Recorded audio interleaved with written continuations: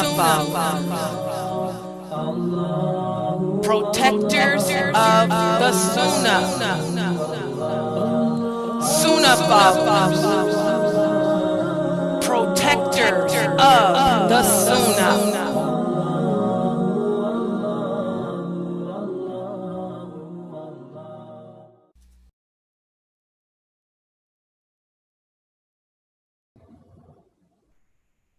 Ina alhamdulillah wa salam Allah wa rasulullah. Welcome to another session of our Sunnahfollowers Hadith class. And we are studying the Hadith from the book entitled 55 Hadiths on Islamic Behavior and Discipline. And today we will review Hadith number 37, which addresses the importance of controlling your anger. This Hadith was narrated by Abu Hurairah.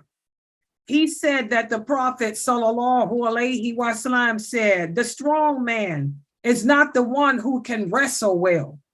Instead, the strong man is the one who is able to control himself when he gets angry. And this is a very common hadith that we hear a lot, but how many of us actually implement it in our lives? It's easy for us to let the trials and tests of life anger us and bring about emotions that can cause us to do things that we eventually regret. As I spoke about earlier today, a lot of us Muslims living in America, we choose to adapt the American Kafir way of handling things, especially if you have a troublesome teenager. You know, when in America, when a child reaches 18, they can live on their own. You're no longer responsible for them.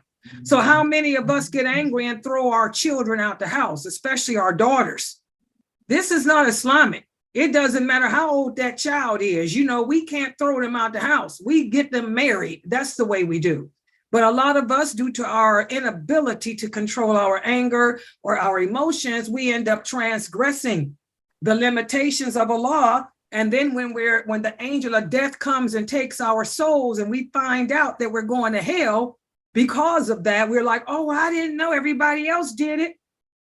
She was 18. It don't matter if they was 8, she was 88. You don't throw a girl out into the streets. That's not Islam. We don't kill our children. We don't kill our daughters. We don't throw our daughters out to the wolves. But people do it out of anger and all of that. So again, this is a hadith that we hear a lot, but very few of us implement it. How does this hadith impact you in your personal life? Go ahead, Sister Sabrina. This is true. It's so easy for us to react without thinking when we allow our emotions to just take over. And a lot of times it's not even necessary. It's not even something that's worth going off on. You know, we really need to, that's something I'm working on even for myself. You know, we need to think before we act, you know, before we just react. And we sometimes we get so angry, you know, or things not going right, or it don't seem like it's going right, or it's better to think about what the consequences could be if you say something or do something and then you're sorry later, but the damage is done. So we really need to work on our own selves. Exactly, guys. Each and every one of us, because we all allow our anger, our tempers, you know, our emotions to overtake us. Anyone else would like to share? Yeah, this was really right on time for me, because I take full responsibility for my emotions. The way I think is the way I act, period. Whatever I just told myself just happened from that situation, I believe it, and I'm going to act that way because I believe what I told myself. The thing is to check it. Really, how do you really know, Amina? How do you know that's true? And then another thing comes from trying to control others. I can't control nobody. I can only control myself.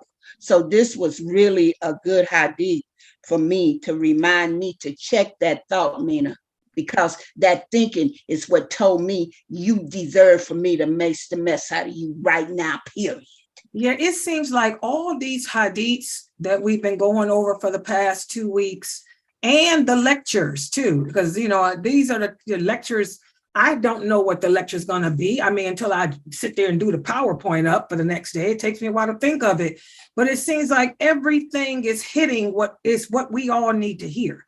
It's what we all are dealing with in our personal lives here at Sunnahfollowers. And these words are inspirations. It's like Allah's way of speaking to us, each and every one of us in individual ways, telling us what to do in our personal situations.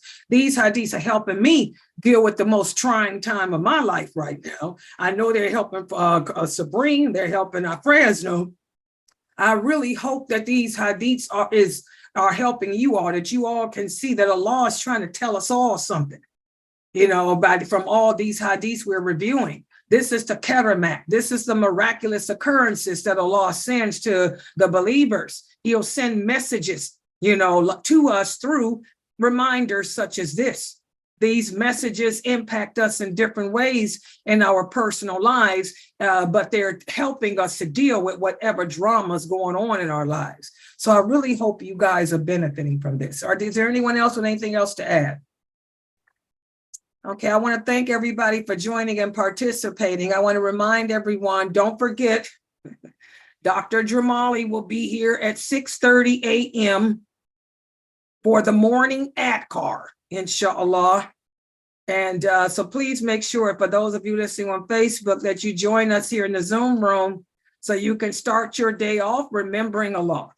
Subhanakallahumma wa bihamdika ashhadu an la ilaha illa anta astaghfiruka wa atubu ilayk.